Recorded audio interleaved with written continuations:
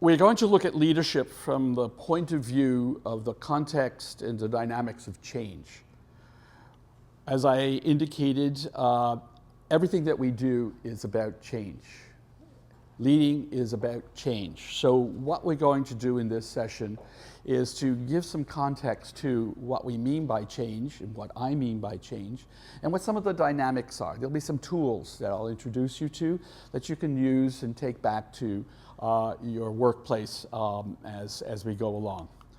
So what we talk about is leadership. And as I said, leadership is fundamentally about change. It's envisioning the future different from the present. It's developing organizational structures, implementing processes to achieve a willed future, right? It's sustaining a strategic alignment of multiple cultural factors. And I want to emphasize that term, cultural, because it isn't just about restructuring in terms of change. That's an organizational thing. But then there's that more difficult side of change, which is cultural. It's about people. Do we actually develop, and can we develop, a global outlook? Do we have a commitment to succeed? It's a fascinating situation where we humans come together. We may not be committed to succeed for whatever reason. It's a little difficult to understand, but it does happen. Do we have a willingness to collaborate and communicate? And you have to will to do that. You just don't do it because someone tells us to. We have to want to do it, so it's a willingness. And in the end, do we have the right people with the right skills and the talent to do the jobs? And then, by the way, it's the right jobs, because as we go along and make change happen, implement change, we're going to change what the jobs are. We're going to change what the references are. We're going to change the skill set and the talent requirements. So having said that, we raise the question, so what needs to be changed? And among the things that we need to be changed, the organization itself, there's a structural issue. The culture, a little bit less controlled. And then obviously people. We as people need to change, but we also need to work with others and hopefully advance them and bring change to their lives. Now notice the language I'm using. We cannot really change behavior. That's not what we're talking about. That's something that happens in places we don't want to talk about at all, or don't even want to admit exist, usually asylums. We don't want to give people Ritalin either, all right? What we want to do is to get people to change themselves. So how do we motivate people to become better than who they already are or who they think they are, which is even more important. So organization, culture, people. What do we start with? Let's start with the organization. This is the stuff we deal with every day. Organizational change has a trajectory. It's about the micromanaged, well-managed, micro-supervised actually, well-managed and motivationally led. And more often than not, we collectively, individually, are somewhere in the middle. We work in well-managed organizations. I'm going to say generally that's true. The world of micro-supervised still exists. We consider them a bit troglodyte, but at the same time, that has changed fairly recently. Things are just too complex for micromanagement. Well-managed is what most of us experience. Motivationally led, there's something to aim for. And I'm going to say categorically, it's not necessarily a willed future. It's got all kinds of things that may be questionable in terms of how we conduct ourselves at work. If we're comfortable at well-managed, great, that's good. If we think about motivationally led, okay, at least it gives us a vision, not necessarily a goal, but at least a vision to think about. And so what does that mean? Well, automatically that trajectory introduces complexity. There are expectations and there are actions. And among those expectations are what I call the 5 hows. This is built on Dev Seideman's book, How. How we act is more important than what we do. And so how do we know? How do we behave? How do we relate? How do we recognize? And how do we pursue? And these are complex. They're not easy. And the way Seidemann deals with it is that he starts laying out a guideline. And the guideline starts, well, what are the organizational, operational, and performance issues around each one of those hows? And this is how he puts it together. How do we know?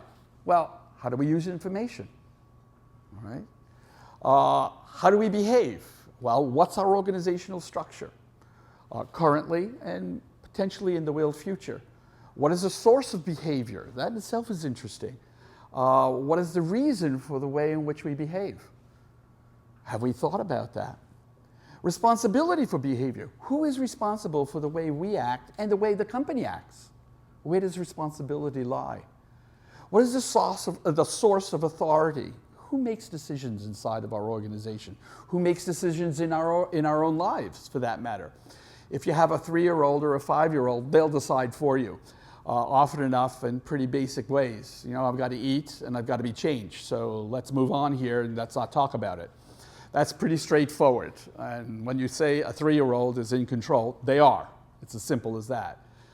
But when we begin to work and we're in the world of work, we have to deal with authority. So what does that mean? What are the dimensions and dynamics of authority? What is the magnitude of authority? How wide, how tall, how big, how deep? And then what is the source of regulation, which may or may not determine responsibility? How do we relate? What are the roles in our organizations, and what are the types of skills that go with each role? What about personnel development? Now, notice that's not personal development. It's about personnel development. What is our role and responsibility in developing others around us? Those who report to us, those we work with laterally, and those we report to. Are we responsible in some way? Do we have an impact? Can we have an impact? So those are things that we need to look at. What is the level of trust? Important word. Do we live with rules or values or both? I suggest a combination. You can't have no rules, but at the same time, what drives us? Is it just the rules and obedience, or do we have values that sometimes get us to question the rules? Not disobey, just questions. Be careful about the language here. What is the nature of our relationship with our employees? What's the nature of our relationship with our customers? What's the nature of our relationship with our suppliers? And there are whole dimensions and different ways of understanding that. And we all, in our own work, know that those relationships are core to success. How do we recognize? Do we have systems of rewards and recognition? Well, if we get paid, that means we've done our work. So there's a very tactical, straightforward rewards and punishment approach to things. Well, what are the kinds of rewards? What satisfies us? That's a key issue. What are the penalties and discipline? Are the penalties imposed on us? Or are the penalties come out of our sense of guilt if we've done something that we should not have done? What's the spectrum here? And how do we pursue? How do we actually organize our time and pursue time and use time to our benefit? What's our mission and purpose, even for existing, both personally and as an organization? So we talked about the value of what the organization delivers in the marketplace. Because organizations don't deliver products or services, they deliver value. So when we talk about mission and purpose, it's the mission and purpose, why do we exist as a company? Not about why do we exist as individuals. We exist as individuals because we're here. That's not the philosophical question here. So what's the definition of significance? Have we done something significant today, or have we just achieved success? They're not the same thing. So there are subtleties here we need to look at. And then, of course, what are the regulatory and legal requirements? Compliance is always important. It's always part of our lives. We can't just willy-nilly do whatever we want. And then, of course, how do we pay attention to the market and to public dynamics? What's our response? And some of us would call it customer demand, controlling customer demand or managing customer demand. Others of us would say creating market. Once again, I think of Amazon. Is Amazon really meeting customer demand? No. Amazon is creating demand, creating the buying experience. That's a whole different way of looking at markets. So this gets very complex and it's very, very detailed. And this is Seidemann's model. It's his how model. And we're not going to go through the whole thing. However, if we look at the expectations, how we know, how we behave, how we relate, how we recognize, how we pursue, and then we look at the performance measures that we just talked about. And if we move into the well-managed, because I indicated at the beginning that I think we're all in well-managed organizations. We are part of well-managed organizations. We also manage well. So I want to emphasize that. So what are some of the characteristics? Well, in the use of information, it's the need to know. I need to know something in order to be more effective in managing a particular process or situation. In terms of organizational structure, we all work within some form of hierarchical structure. It may be a loose hierarchy, it may be a strong hierarchy, it depends. Often enough, and what's emerging isn't just functional hierarchies or divisions, but divisions in expertise. Now think about hiring 20-somethings. Think about hiring people who are much, much younger. Think about hiring people who have technology as their way of doing things. Everything is IT, everything is automatic. Well, they have a function, they don't just have a function, they have an expertise that sets them apart. How do we integrate that? How do we handle it? How do we manage it? How do we make it effective? Because managing is about being effective, not just about being efficient. What's the source of behavior? Well, we have rules, compliance. If we think in terms of global trade and international trade and some of the struggles that we're having in terms of tariffs and as they're emerging, we know that those are rules that are going to somewhat determine, if not determine, that we actually have to deal with in an effective way. What's the reason for our behavior? Well, it's really about our career development. It's self-interest. There's nothing wrong with self-interest. So don't be afraid of that. That's okay. Otherwise, why are we doing what we do? Why do we take courses? Why do we want to make ourselves better in terms of our ability to manage? The responsibility for behavior, really, it depends on the organizational unit that we're in. We will do certain things, we will behave in certain ways because we're in this particular unit. We deal with distribution, we deal with transportation, we deal with the supplier, we deal with our customers directly, we deal with customs regulations and so on and so forth. So what's the source of authority? Often enough, there are powerful figures. Now, a powerful figure may be an individual, but there's power in the structure as well. There are things we have to do because the structure says so. You can't really destroy the structure. So there's a certain level of compliance in terms of what we do as well-managed people and well-managed companies. What's the magnitude of that authority? Often enough, it's top-down. Someone will tell us, whether it's a policy that comes from the government or a policy that comes from the organization, whether it's a standard operating procedure, an SOP, it's an authority. All right, and we will comply with that authority in making decisions. Sources of regulation, if you will, often enough it's voluntary. We will automatically comply with and conform with what the expectation is.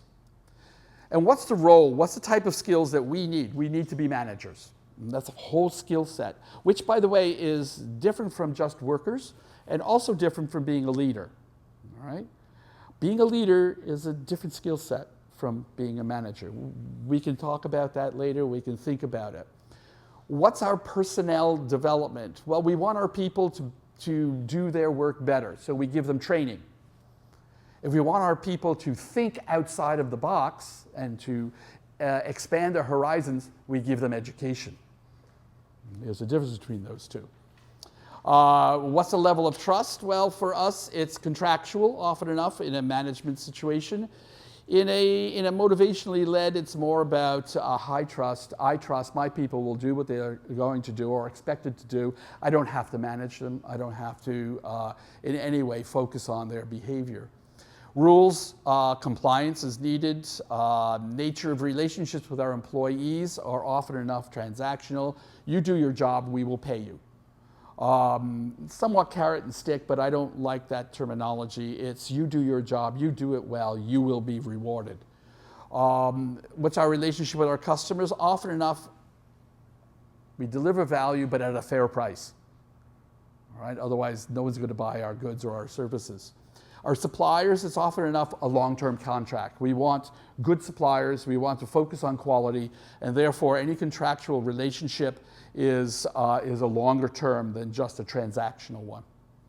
Rewards and recognition, we look at recognizing the person in terms of their own success, but we also recognize the organization and their contribution to the success of the organization. Penalties will come from the structure and the procedure, right? If you don't follow the standard operating procedures, someone could actually die, especially if you're dealing with hazardous goods.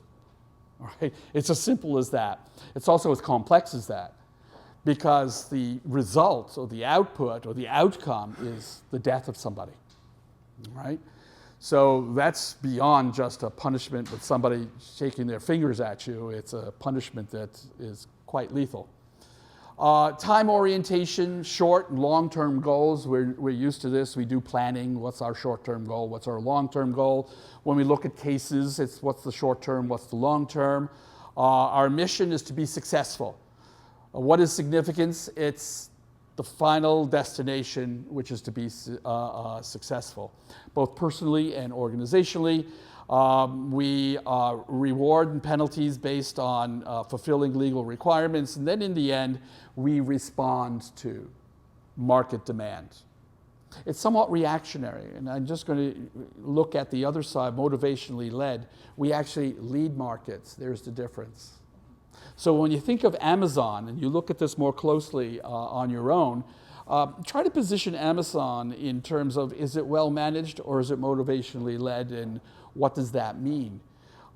If their goal, as Bezos would say, is to transcend the trends, and that is what he wants to do as a business, that's his vision, then you're not just responding to markets, you're creating demand, not just meeting demand. What's even more interesting along all this, Steve Jobs once said that his whole purpose in life is to put a ding in the universe. Or now, think about how wild that is. All right? I'm going to put a ding in the universe. It's going to be qualitatively, quantitatively, totally different from what it was before. Why? Because that's what I want. Okay? Pretty bold, pretty crazy, but that's what I'm asking us to think about. Let's think crazy. So, having said that, let's look at culture. And what I'm going to introduce you to here is a tool that we can use to transform organizations in terms of their culture. This is a little more difficult than organizational transformation. And there's a dynamic to building, to changing culture. And it's really about building trust. Right? That's this nebulous term, what is trust? I'm not going to define it, I'm not going to describe it, I'm going to ask you to think about it. What is trust? Trust is not just one thing. Trust is multiple dynamic approach to what trust could be. Because trust is about achieving organizational objectives. That's always on the table. It's about working together, either as a team or a family. It's about giving our personal best. And what are the issues or dynamics, if you will, around what building trust is all about? And it's something like this. What's interesting about this is I did not make this up. This comes from an organization called Great Place to Work. Great Place to Work was founded by a CEO who had retired, had a long history of organizing and managing companies, transforming them in his own right, and trust is what he built around all of his organizations. And when he retired, he created this other organization called Great Place to Work. It's a San Francisco-based organization that you can actually bring into your company to help you, using their tools, on how to do cultural change and build trust inside your organization. And so that dynamic that I just showed you is really about achieving organizational objectives. That's, as he says, always the core. It's about working together because collaboration is the only way to achieve organizational objectives. And then giving your personal best, even within context of working with others, is the only way in which we're going to achieve our organizational objectives.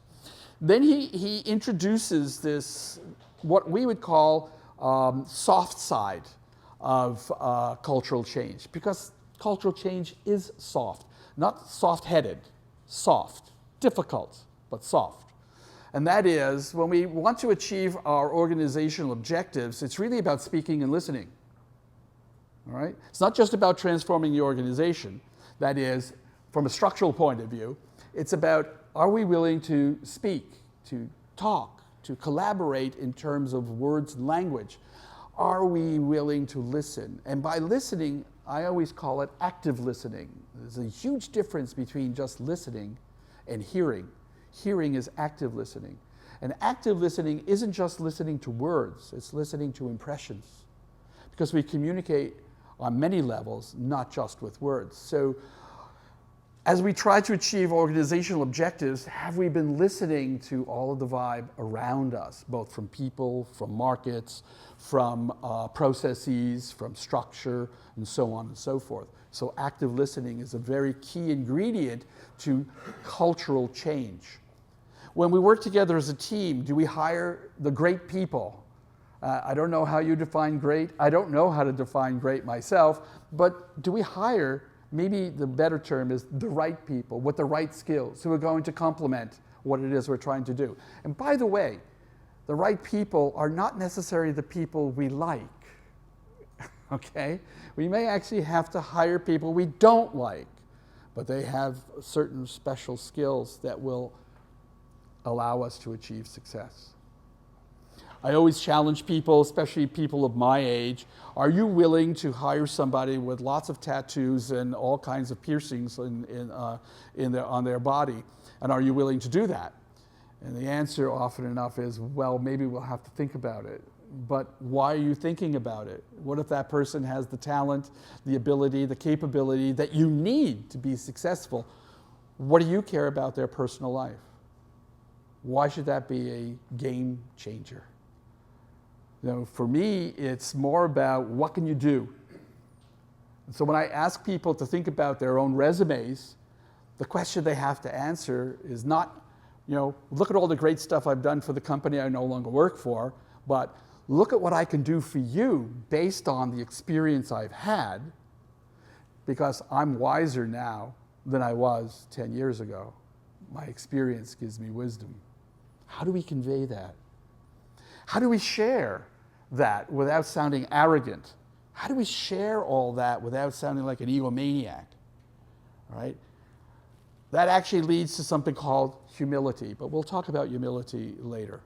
And then how do we give our personal best? It's about caring and it's about thanking. When was the last time we actually woke up in the morning being grateful simply to wake up in the morning and to go to work? Sometimes it's a little difficult. I mean, there are those, you know, bleak January days in winter where you just say, nah, I'm just going to roll over, you know, take that duvet, wrap myself up, I'm not going anywhere. Or sometimes you face a pretty challenging situation, you just got to say, oh, I wish it would go away. Well, it's not going to go away. It's there. Can we actually be grateful that it is there and that we're being challenged? For me, the worst thing that could happen is being bored. It drives me crazy to be bored. I can't be bored for longer than, I can't not do something for longer than 10 minutes. And I get bored very, very quickly. Of course, I've got all kinds of other things that I do that prevent me from being or getting bored, but you know, it's good to wake up even in the worst situation and say, I'm going to meet this challenge and I'm going to be happy about it. And so we look at, you know, how do we build trust? The dynamics are credibility, respect, fairness, pride, and camaraderie. The goal is to build a culture around trust. And each of these five has a fostering capability. How do companies foster the ability to communicate openly? That's not easy, by the way. Often enough, we want to wrap ourselves in information and keep it proprietary, when in reality what we should be doing is giving it away. When I worked in China, when I first went to China in 2004, One of the things I said to my new colleagues, and we had never met before, this is all brand new, we were total strangers. First thing I said to them was, I'm not going to sell you anything. They were kind of shocked because usually an outsider comes into China, and at that time, the first thing you want to do is sell them something. You want to do it at a nice premium because you know there are bazillions of people who are going to buy it, and therefore you could sell it at $1 a person and still walk away with millions and millions of dollars. But I automatically said, I don't want to sell you anything, and they were kind of shocked at that. And the reason was several levels. Was I didn't know them, they didn't know me, they didn't know what my product was, training. They didn't know how useful it was going to be. I didn't know how useful it was going to be, so why are we trying to just do a sale here? The other is something that became more and more important as time went on when I was working with my Chinese colleagues, and that is, how do we support each other? You go to a foreign country, you have IP, intellectual property. You hand it over to somebody, how do you protect it? How do you make sure it's not going to be duplicated, replicated, and no longer is yours? Well, you do that by cultivating an open communication with people and developing support. I now have colleagues who actually own all of our material outright. Why? I gave it to them. You say, well, what kind of a fool are you? Well, they're going to protect me in their own land because now it's theirs, and they're not going to have anybody take it away from them. So it's almost like dealing with, and I'm not accusing the Chinese of this, but it's almost like dealing with the mafia. This is called extortion, or trying to prevent extortion and having somebody steal anything. So you openly communicate, you coordinate resources competently, you act with integrity. You be honest. I don't want to sell you anything, but I want to work with you. I want to be your partner. I want us to work together. We support professional development and training. We collaborate on relevant decisions. We care for our employees as people, not just as ciphers who do things. We treat all people equitably in a balanced approach, not equally, as I mentioned at another time. It's equitably, impartially, showing no favoritism, and justly with no discrimination. Are we proud to work where we work? Are we proud of what we do? Are we proud of what we have accomplished and what we have done? Are we willing to stand by the company's product, its services, its brand?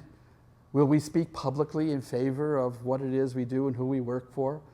I've been pleasantly blessed with people in your world who have come to me, worked with me, introduced themselves in various ways, and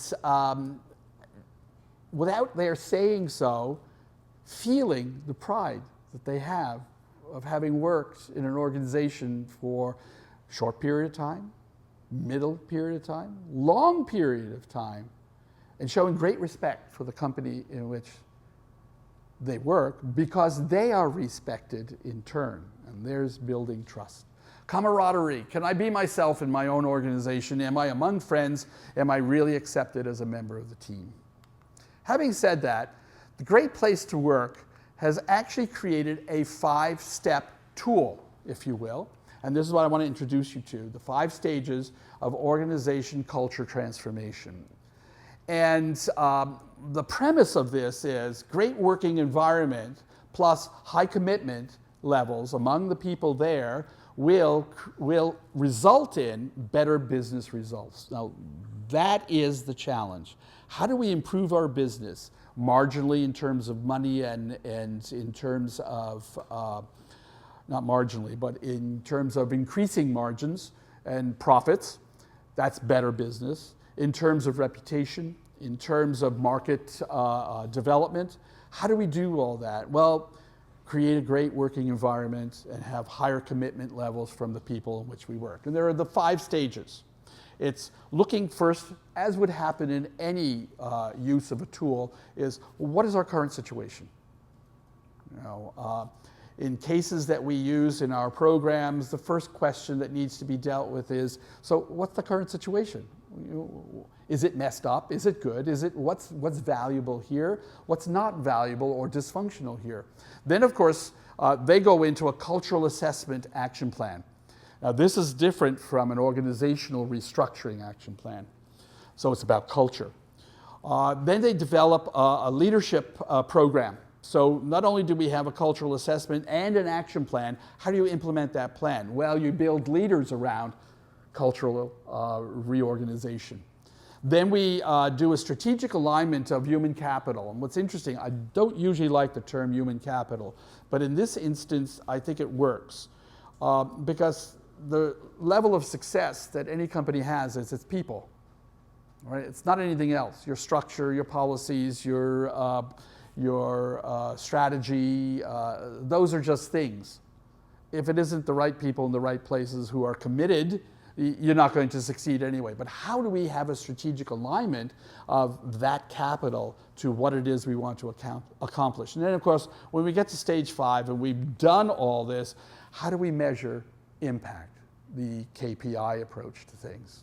Because in the end, we're businesses. We need to have the statistics to say we're successful. Not just a sense, but validation. And so just to give you a sense of how you might consider a tool like this, and I'm not making a sale here, so let's relax around that. This is what they do, and I find it fascinating. So we start with looking at the workplace and the employees, people. We then match that over against national, international, and industry benchmarking because they have access to a massive database.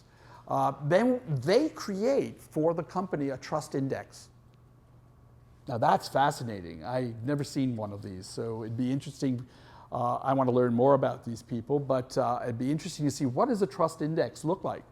And then they begin to identify the levels of collaboration and commitment over against the trust index and the leadership index that goes with it. Then they go back to the company. What's your strategic vision? What are the cultural assessments? How do we begin to teach people about culture? How do we do a skills survey, leaders profiles, and leadership evaluation? So now they're building tools inside the organization to transform it on a cultural basis. Because then that results in an action plan.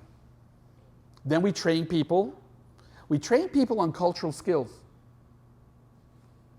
Very interesting, very different from the usual understanding of leadership. We train people on management skills. We still need to manage. We do trust coaching to create that trust because you actually have to do things in order to build trust. Trust is not automatic. It takes work. It needs to be built. All right? Then we align all of this to the company's values and mission. We align people in terms of their functions and activities to the values, mission, the trust factors, the skills factors, the leadership factors, and so on and so forth. And in the end, we come up with potentially totally different, I should say, human capital procedures and practices. So it's an entire HR approach, HRM, human resource management approach to building trust. Then they end up with, you as a company now have a business index, a culture index, and a human capital index to move forward and continue building. Because that's the jumping off point. It's not built all at once, it's built in a continuing process. So we get down to the last one. What else needs to be changed? People. And once again, I reiterate, it's not about changing people's behavior. That's not what this is about. It's not social engineering, okay? It isn't about handing out Ritalin prescriptions. It's about how do we work together as people? What's our contribution? And once again, I focus on Dev Seidman's book. And the very core of his book is what he calls the values-driven organization. He actually created a company using this framework. As a matter of fact, this framework comes out of his company, so it's built on the wisdom of his experience. And what's interesting about this, and I'm not going to go into the details using this picture, but I am going to go into the details subsequent to this, is that this actually works. He actually is very successful and a very wealthy person. His people are very happy. His company is actually very successful, built on this model. And this model is about people. It's a values-driven, people-oriented company. What are the core organizational values that he aspires to? Integrity. If you don't have integrity, what's the opposite? Okay? How do you believe a liar the first time they lie? Well, it's impossible. Truth. You always speak the truth. You have passion. If you don't have passion, then you're not really going to go anywhere. You're just going to work, when in reality you want to create. And then humility. This is an interesting word. Often enough we think of humility as a downer. I'm just being humble in terms of I'll kneel instead of getting killed. Well, that's not the point. Humility actually is tied to active listening. Humility is being open to whatever opportunity comes our way. It's being open to things we never even thought about, someone else might come up to. If we don't bury our egos, we're not going to be open to listen to somebody else. That's humility, and that's the positive side of humility. And so, in a values-driven organization, leaders do these things. They have vision. They communicate and enlist people. They communicate with others. They bring people along. They assume responsibility along the way. Even if they are directly responsible for what happened, they will assume responsibility for what happens on their watch, as they say. They plan and they implement. They're practical people. They're not just airy-fairy types. They build succession and continuity. What's interesting, they don't just build market. They build a legacy, because someday they recognize they won't be there anymore. So someone's got to follow through. You don't create a company in order to watch it die just because you're on the sidelines and you retire. Right? You want it to continue. They have this in spite of mindset. I find this a very interesting phrase. I'm going to do this despite the fact that the world says, no, don't do it. Amazon. I'm going to do this. Why? Because I have decided to do this. Clearwater. Some of us talked about Clearwater the other day. Clearwater is built around a marine biologist's notion that you put lobsters to sleep. Well, that's a pretty silly notion. Why the heck do we care?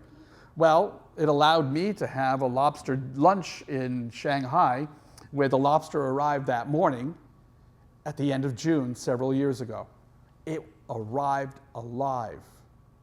Now, when you think about that, that's phenomenal. And it all came out of the head of an individual who's a marine biologist who said, hey, if I put this lobster to sleep, can I move it anywhere in the world? And the answer is yes, I can.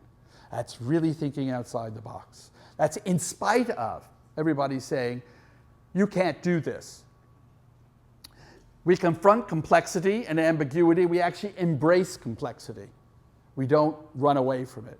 We wield charismatic authority. That's different from position authority. Keep that in mind. We hopefully inspire others. We're principled. We're rigorous about the truth of the present. Hey, it ain't working right now. Let's look at it. Let's unpack the problem. Let's be truthful with ourselves. We reflect on our capacity and our actions. Now, here's where true humility comes in. True humility is an honest appraisal of ourselves. I did not do well here. Why? It isn't beating ourselves up. It's asking the question, why? And how can I be better or different? We go to the point of no return. We want to put a ding in the universe. We're risk takers. Okay? We want to be passionate. We are passionate. We're optimistic. Doesn't matter how bad it looks. We're going to get through this. And then we pursue significance. In a values-driven organization, a leader does not do the following. These are the counterpoints of all the things I just mentioned. We don't have a short-term outlook. We don't lack transparency. We don't simply follow. We don't just dream, because dreaming is short-term. We actually have a vision, which is long-term, and possibly a little more difficult. We don't depend on heroics. We're not going to take that hill, no matter how many people die behind me, so that I could end up being a hero. We're not going to have North and South Korea sit at a table so that I can get the Nobel Peace Prize. You interpret that any way you want. Okay? It's not about heroics. It's not about having a because of mindset. Well, because the world has said this, I can't do anything else. It's not about seeking simplicity. Now, this actually is counter to everything we've been taught. We want to make things simple because then we can manage it. Well, no. If you really want to be a transforming leader, you actually embrace complexity. Not because you can manage it, but because you want to learn how to deal with it. The leader does not have just formal authority. We talked about it as charismatic. Does not just motivate, but inspires. Difference between motivating someone and inspiring them. I want you to think about that. I'm not going to explain what I think it means. We engage in pragmatic decision making. No, we don't engage in just pragmatics. We don't just have blind determination. We're going to win because I say so. We don't just lack awareness, or we're not in denial. We don't take the path of least resistance. Sometimes we'll take the bumpier path, and sometimes that bumpier path can be very painful. We don't just comply. We don't hold limiting beliefs, and we don't just pursue success, we pursue significance. And I'd like you to think about the difference between success and significance without my explaining it. The values-driven leader builds self-governed organizational culture. A self-governed culture, which I did not refer to earlier in that larger chart, is really about being transparent, where you integrate high value or high trust in the organization. You're driven by values and principles. We are inspired to the greater good, to do the greater good. We use vigilance as a universal. The individual is the source of authority because my values will determine what I will do, and I will accept responsibility for what I do and its consequences. We work in a world and we encourage, actually build an empowered situation where individuals are accountable. Not that they're held accountable, they are accountable because they choose to be accountable and they agree to be accountable. We act on shared beliefs together, collectively. We lead. We focus on education because we increase or expand the horizons of our vision. There's high trust involved. We guide people to do what is right. What is the right thing to do, not just the acceptable thing to do. We're committed to growth. We add value to beyond the expectations for customers. We work with our suppliers in terms of mutual collaboration. So if I succeed, you're going to succeed as well. If you succeed, I will succeed as my supplier.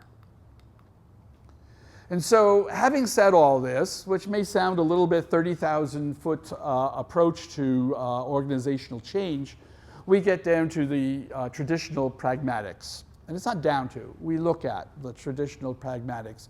Cotter's 8 steps on how to bring change into, and how to lead change in an organization. And if you're not familiar, we're going to go through each of these quickly. So establish a sense of urgency, create a guiding coalition, develop a clear shared vision, communicate that vision. Nothing worse than having a vision and not communicating it. Empower people to act on that vision, get them to support, encourage them to support, create short-term wins. There's nothing worse than a long journey and not having milestones. You really get tired. Consolidate and build on those wins, and then, of course, making it stick. Sense of urgency. If you never thought about a sense of urgency, I'm going to give you some examples where you might think, well, that's not really urgent. Well, in reality, it is. Craft and use a significant opportunity as a means of exciting people to sign up to change the organization. You say, well, how do I excite people? Hey, we're faced with disruptive technology every second of every day. Why? It's the game changer in the 2010, 2015, 2018 time period. It is no longer just the use of IT. It's no longer just having PCs on our desk. It's the disruptive technology that we face every single day. And that is a sense of urgency because it isn't the same anymore. It's about competing businesses. Who are our competitions? Well, it used to be somebody down the road. Now it may be somebody in Bangladesh, right? Or in South Africa. Well, how do we handle that? That is very disruptive. That is a sense of urgency. Even if we were to move into a new facility or new offices, that's disruptive. We did this 2.5 years ago as the Institute, and it took us a whole year to figure out what the heck we were doing. And the first thing we discovered is that there are no restaurants anywhere near our new office, and we were all starving to death. Well, look at me, I'm not starving to death, but at the same time, it gets kind of tough. And that transformation, that change, just reorganize our entire life. New management capability. It's the burning platform is what we talk about. That's the image that we need when we have to establish a sense of urgency. Having said that, here's a sense of urgency that I discovered in how we transform supply chain logistics in totality. This is pretty complicated, and it's not complicated at the same time, right? It is actually a very simple goal, right? And the reason why I picked this goal is that this is what we face in competition right now. This is Amazon 101, all right? What we want to do is to have sustainably faster delivery of solutions that delight our customers. There was a time when we wouldn't use the term delight. Who cares? Just go and buy our stuff. No. Amazon has now created a happy approach to buying. Are we part of the happy quotient? And if so, how do we do? If not, then how do we actually do that? How do we transform ourselves as supply chain logistics professionals to actually delight our customers? And this is the complex side of all that. What are the success factors of creating delightful customers? We have to organize, look at our organizational priorities and align them to customer value. We don't exist as an organization just to be organized. We exist as an organization to delight our customers, period. Full stop. And if we can't get that in our heads, then why do we exist? That's the counter question. We want it to be faster time. We want to have faster time to market, right? Well, that's a transformation issue that's quite complex in many senses. We want to be transparent and have a transparent empirical view of organizational performance. We want to be honest with ourselves. Are we really succeeding in making our customers happy? Really, honestly, openly, without lying to ourselves. Do we have a culture of continuous learning and improvement because delighting our customers is dealing with a bunch of crazy people? Demand is constantly shifting and changing. There's no such thing as one demand from any one customer. They change their minds. They want something different. Demand is constantly shifting. How do we create a culture of continuous learning and improvement in order to meet the constantly changing demand from the market? That's a whole transformation that we need to look at. Are we engaged and joyful as people? If we're not happy what we're doing, why should our customers be happy receiving something from us? Do we have an alignment and support across the whole organization? Is the whole organization dedicated to delivering happiness or some form of delight for our customers? Do we grow and sustain agile practices? Having said all that, then there are the necessary conditions around each one. Organizational priorities demand collaboration, prioritization, dealing with all stakeholders, not just with the ones immediately in front of us. Faster on time, well, it's about incremental delivery. Think about how Amazon actually delivers. One package at a time. That's an incremental delivery, all right? Not a whole truckload, not a whole container load. One thing to my house when I want it. That's a tough one. That's an incremental delivery. Well, how do we engage in incremental delivery in our very large companies? That's difficult, but it requires some kind of transformation. Collaborate along cross-functional teams, automated testing and deployment. So the use of technology becomes critical to the faster approach to the market. And then how do we balance workload with the capacity and limit work in process? Because work in process isn't making money. All right? Work in process is a cost. So how do we bring a return on asset, return on investment? How do we become transparent in empirical ways? What are our visible metrics? Do we have real KPIs that are meaningful, or do we just have KPIs because someone said they need numbers? Do we have an action plan to improve based on those KPIs? Or do we just have some fiction that we delude ourselves with? If we have a culture of continuous learning and improvement, how do we remove fear from our organization? Notice that. As leaders, it's not just about doing great and wonderful things, it's about removing fear, because there's fear associated with change. How do we celebrate failure? No, that's an odd one. We want to celebrate success. Well, how do we celebrate, and what does that mean to celebrate failure? It's about learning from failure. And how do we foster innovation? We'll talk about innovation in another context. So engaged, joyful people as employees among ourselves. It's about empowerment. It's about having a servant leadership approach to things. It's about having clear career paths. It's about growing myself in my career. And it's about having clear, realistic goals. Alignment and support across the organization is about clearly communicated vision and strategy. And it's about having a dedicated guiding coalition. And then growing and sustaining agile practices. Basically, it's taking work and breaking it down into manageable pieces. It's about projects. You know, it's that age-old adage, how do you eat an elephant? One bite at a time. You break it down. Don't try to do everything all at once. We also have to train people, coach them, help them, and then we have to build internal expertise, not just hire it from outside. That is a very complex, not necessarily complicated, but complex picture of total supply chain logistics transformation. It is the urgency in supply chain logistics. Why? Because that actually is a picture of Amazon. It's also a picture of the impact of big data. Create a guiding coalition. Get a group of people around us who are now empowered and have the energy to lead and support the collective change, and in a collaborative way. Build a team with the same vision and look at stakeholder analysis.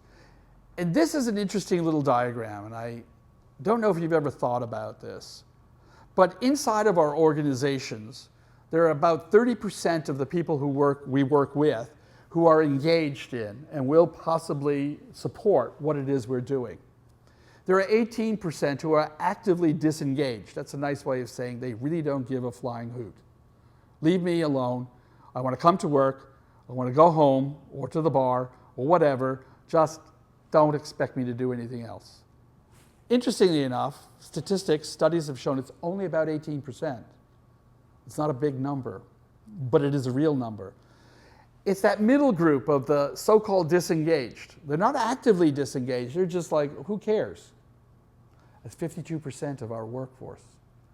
Those are the people that we actively want to bring into the guiding coalition to make them part of the change. Because they're the big body that's going to make us successful. All right? They're the recruits. Develop a clear shared vision, shape that vision to help steer the change effort, so on and so forth.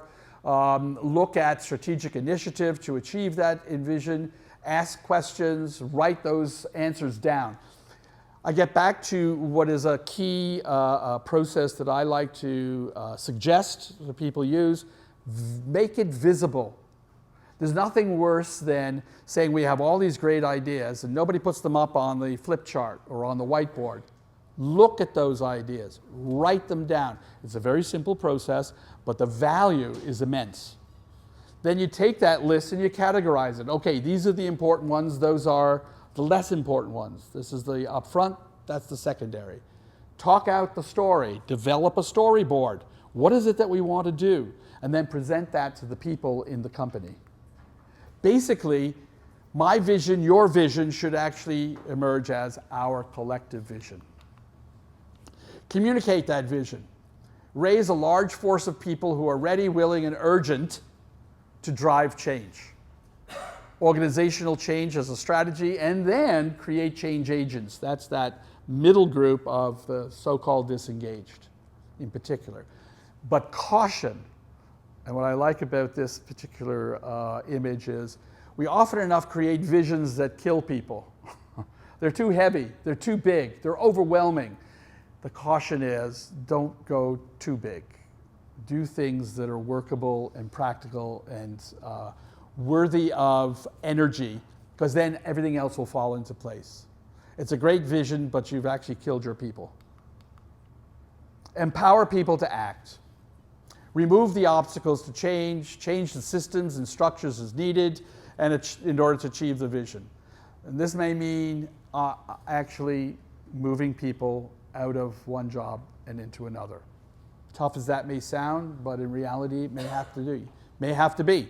It's about enlisting senior executives to align all the stakeholders.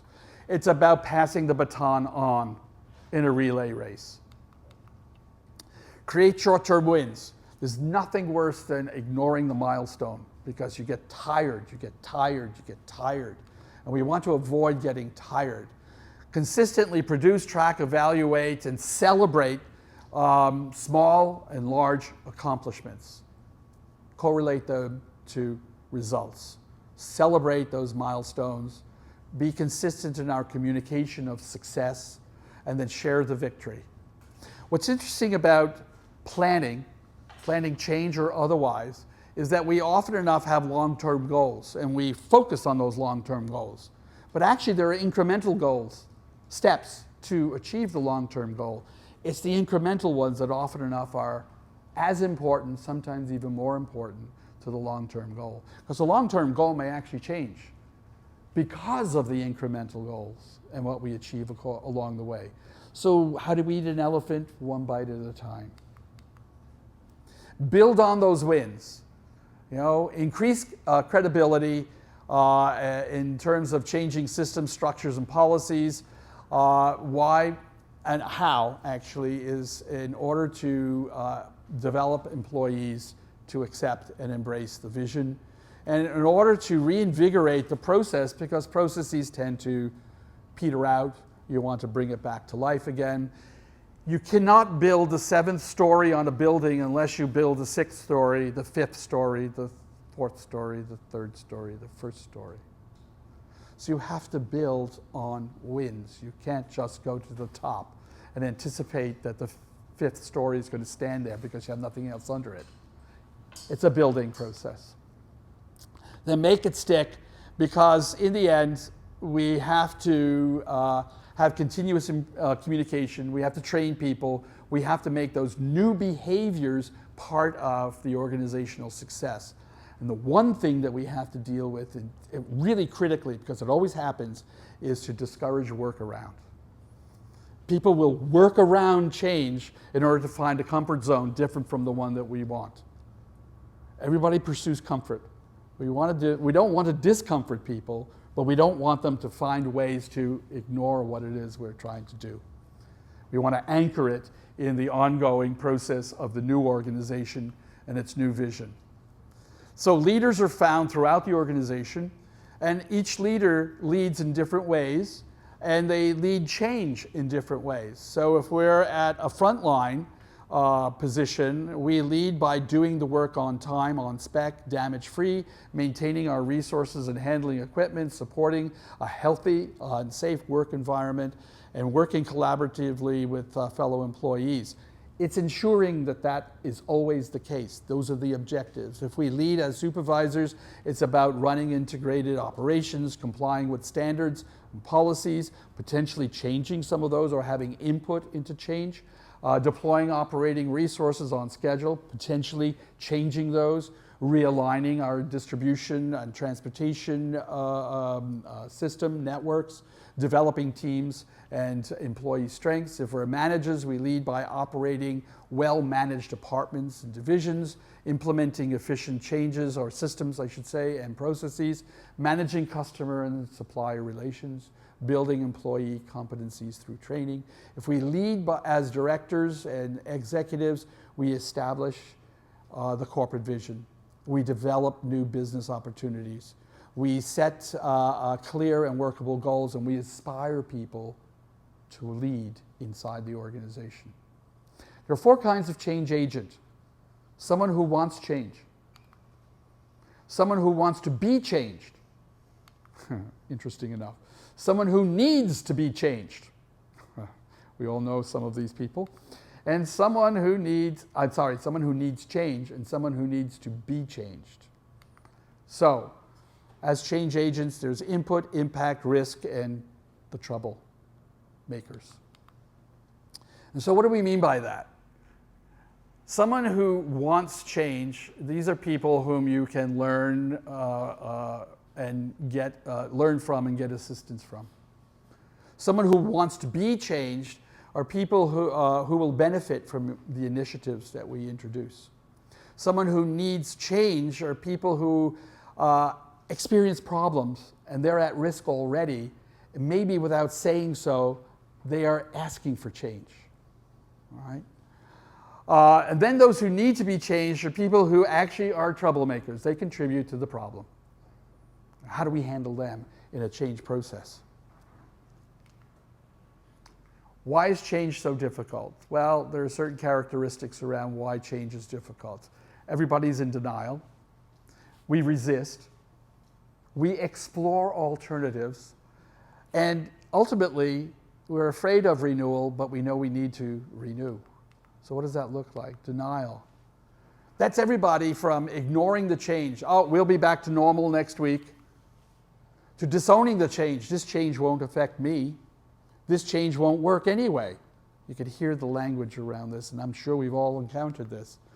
To a state of shock and being stunned by the news. Oh no, it's a mistake. Why are they doing this? They must be crazy. There's change, right? We scream about it.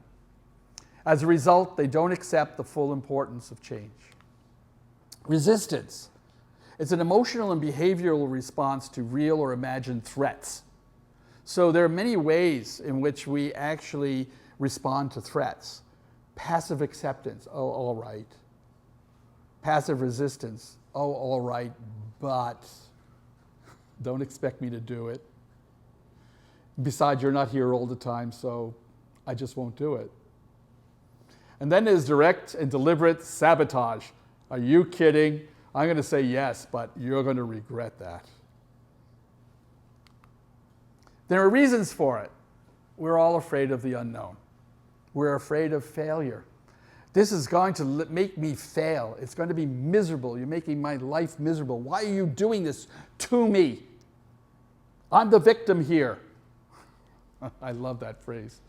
It's the loss of status or job security. I'm no longer this director anymore. I'm now the whatever. You've moved me to this side. Whoa, I don't want to do that.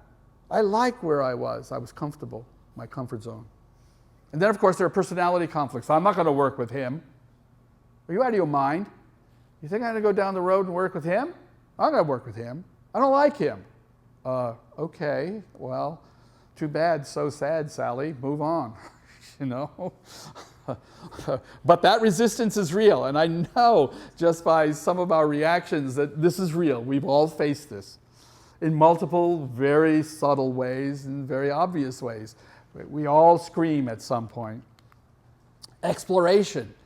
So change involves mastering new tasks and roles and adjusting to new values and norms. I don't want to do that. Why are you doing this to me?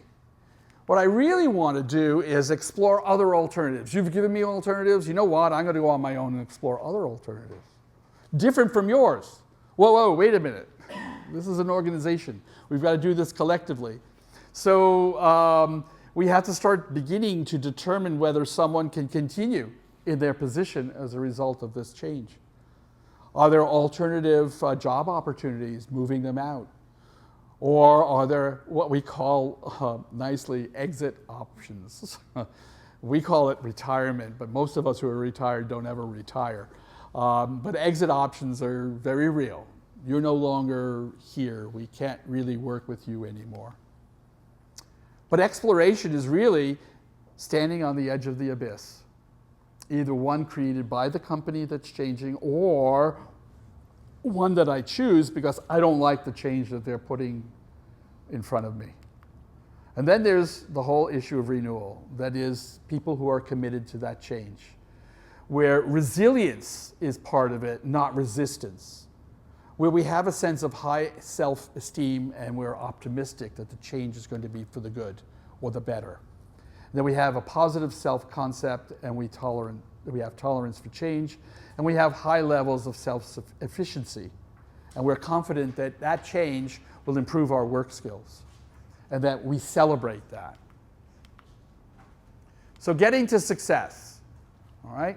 Standardizing practices, being consistent, these are all practical tools that we can use. Involve all the stakeholders, communicate success, engage the entire enterprise, not just one little segment of it. Remember the contributions of others, never just consider it your own. And then continuing to ask yourself these questions. Have we spelled out the impact of change on people? Have we actually understood that? If we transform a company, we make changes, we introduce even the tiniest change, what is the impact on people? What's it going to do to their lives? Is it going to improve it or is it going to make it worse? That's a serious question to ask. Have we built both an emotional and a rational case? Because it isn't just about organizational, rational change. There's a whole emotional component to change. Is the team acting as a role model, or is it just acting independently of what needs to be done? Do they actually believe, and are they actually acting on the change itself? Are people owning and accelerating the change? How deeply is the new behavior embedded in the organization and its fabric, and things like that? In the end, it's not about just being a leader. It's about building the capacity to lead.